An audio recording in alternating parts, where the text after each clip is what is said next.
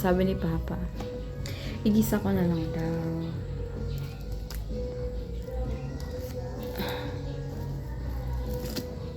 Like,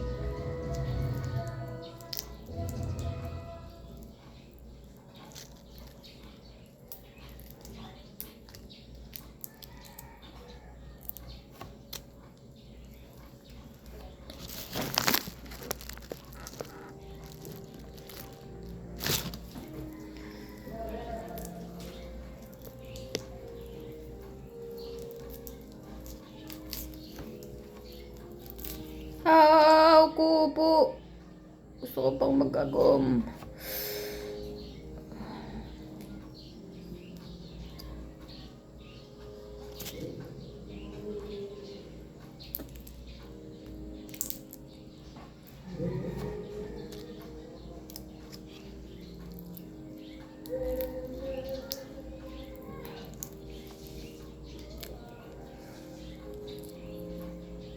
Hindi ko naririnig yung yung kanta, pero parang alam ko yung kanta.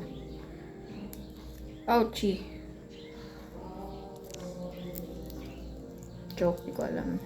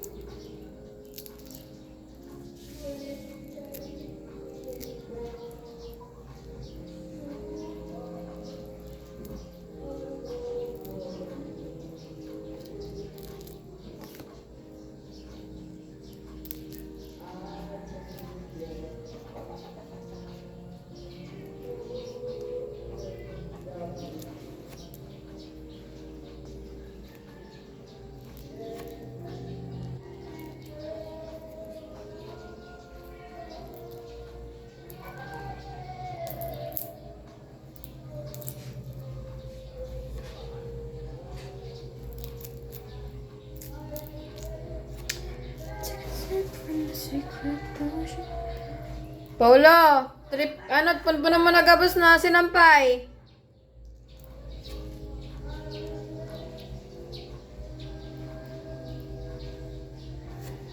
Nag-uubak ako kaning hipon. Maluto ako.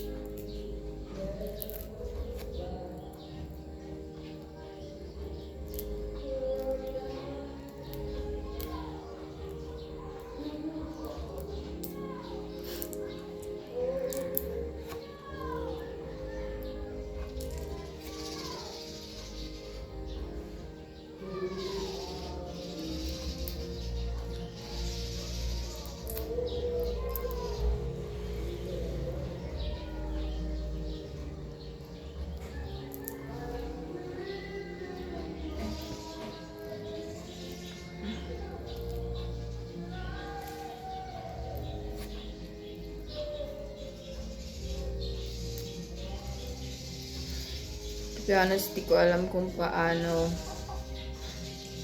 linisan tong prawns, but prawns. Prawns? How do you pronounce it? Prawns? Prawns. Hipon. Prawns. Praun. Prawns. Prawns. How do you pronounce it? Prawns. Prawns. Prawns. Basta hindi ko alam kung paano linisan ko. Chamba-chamba lang. Tinik na ako ng ilang ulit, pero go lang. Hindi naman ito poisonous eh. Poisonous. Diba ang dami kong... I think pag pumayat ako, mababawasan ng lines ko sa neck. Wow. I think di na ako papayat.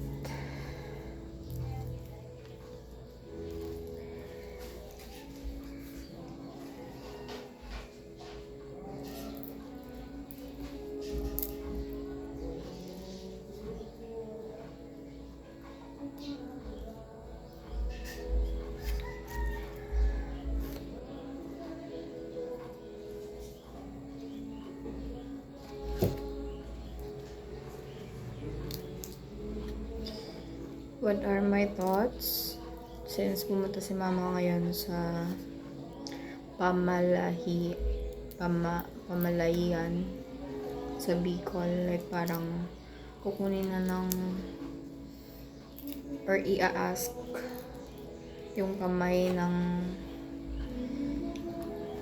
ng boyfriend, yung anak nilang babae sa kanila. Tamba. Basta yun. Ano ang tawag dun sa Tagalog? Basta yun. Wala lang. Tinanong ko sa sarili ko kanina. Abot ba ako dyan? I mean, wala. Magta-25 na ako this year and wala. Wala pa rin akong boyfriend. Girl. Siguro hindi lang ata ako girlfriend material. Huwag na din sad girl. I don't know.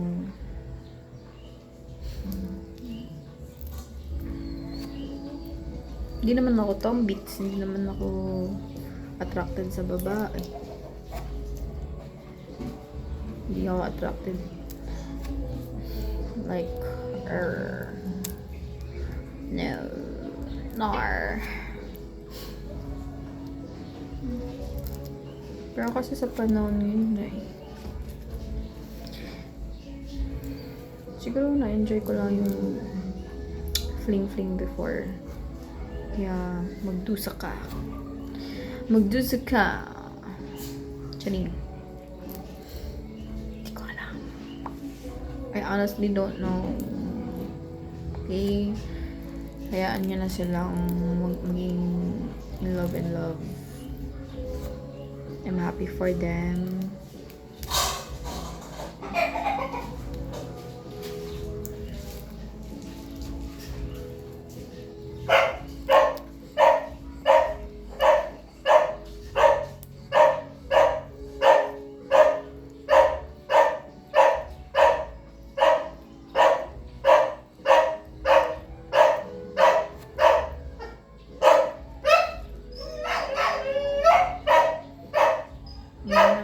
Si Shopee.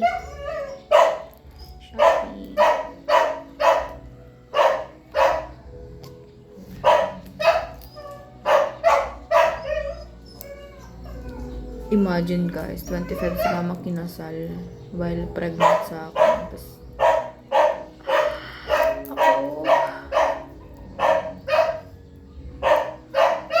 kanino ako itakasal? Lord, pakibigay mo na sa ang nararapat sa akin. Wow. Maka-demand. Wala Kala mo talaga.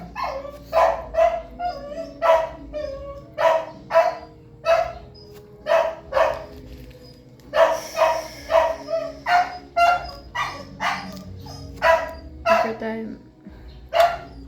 Yun na nga.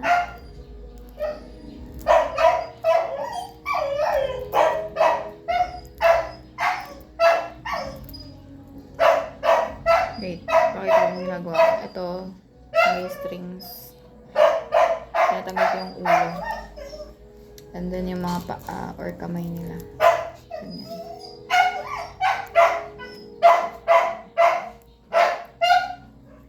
Pero papakuluan ko to guys. Don't worry.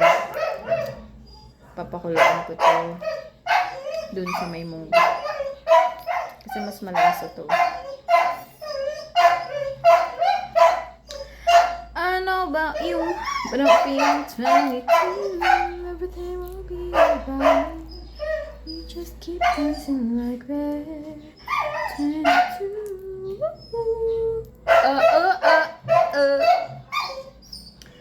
Shopee!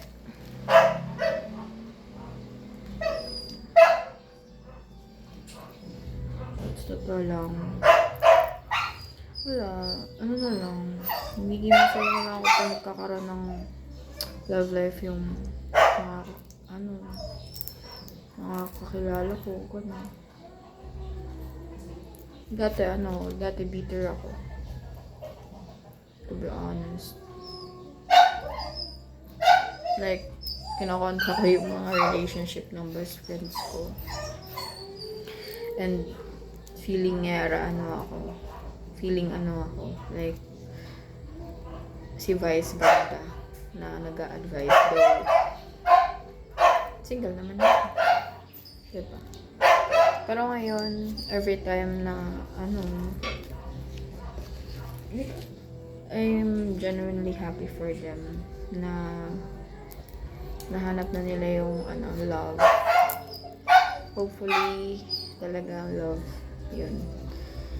And sana walang lokohan ng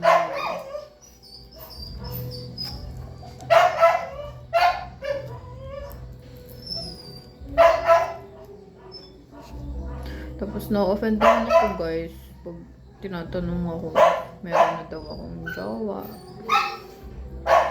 Like 5 years na ako in college but still girl, wala na akong kabatchmate dun. And di rin ako pumapatulo sa lower year.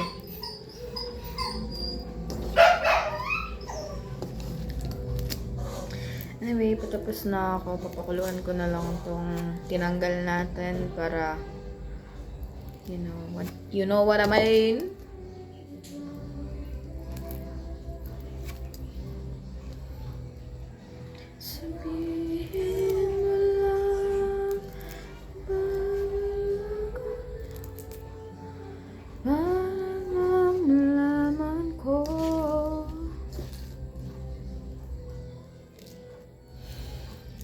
Pero, to be honest, nung dating phase ko, na-enjoy ko naman siya.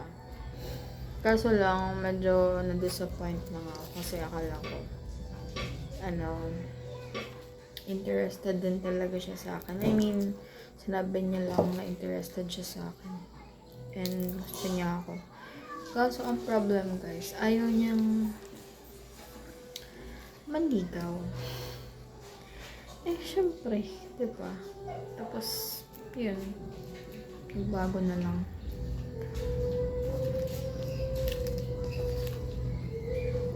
Pero nagkikita-kita kami.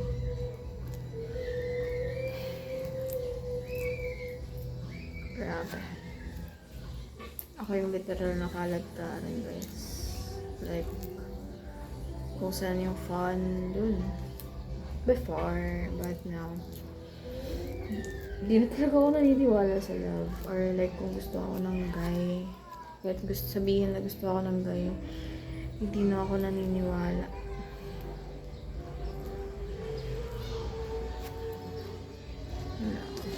Let it be. You know? Wait lang.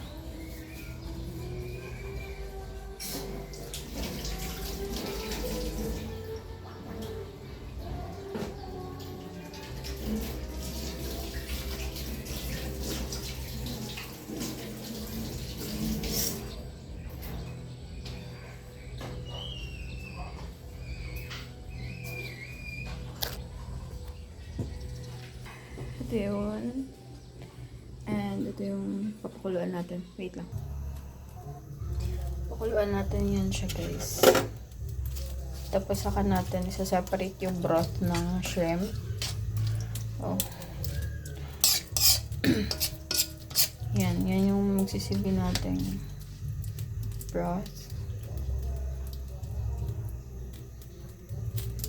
Yan. Sorry, hindi ko na tinanggal yung strings. Ayan. Pakuluan lang natin siya like 3 to 5 minutes. Okay? By the way guys, ito yung munggo natin. Pero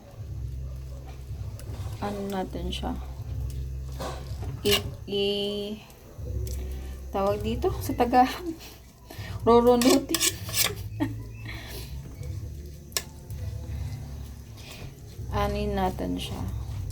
Ano tawag sa Tagalog nga? Tagalog.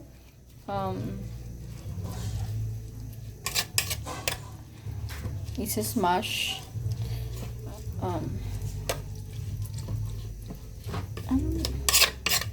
Okay, kaya mo yan.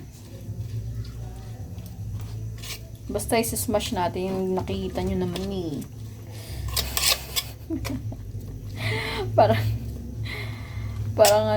Parang gusto ko nang gayahin si Aling Mirna. Mga cooking ina nyo. Cooking ina mo, cooking ina niya, cooking ina mo. Nagiging beast mode eh. Pero yan. Ano ba kasi Tagalog nun? Hindi ko makakatulog mamaya. Google ko na lang mamaya.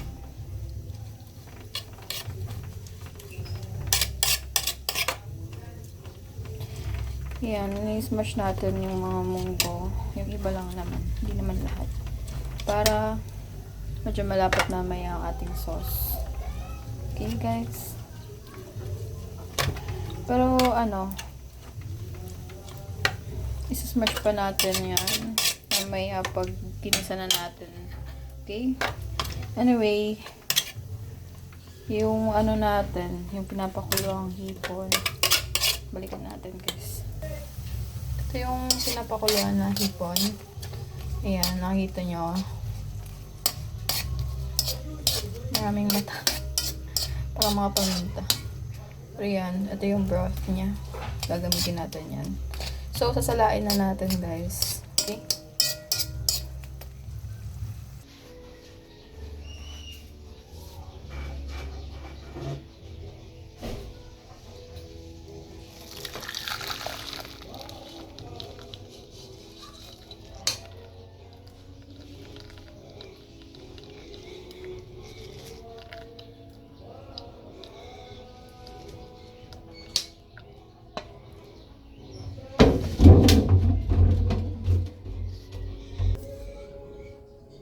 Ito yung natin, guys.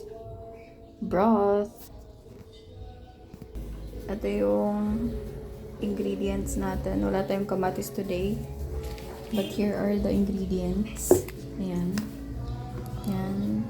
And chicharon. Lagyan na tayo ng oil. Up. Pag mainit na ang oil, ilagay na yung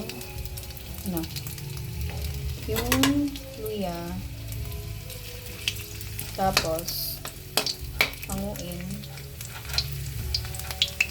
Next, pag medyo brown, ihalo yung sibuyas.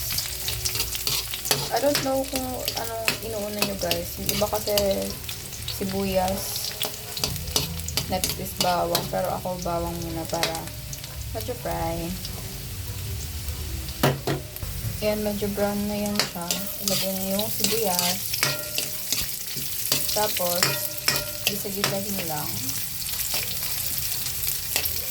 Sabi ko di akong sasalita eh.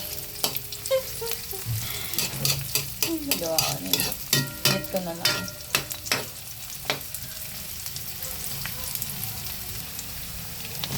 Next yan. Kanayin.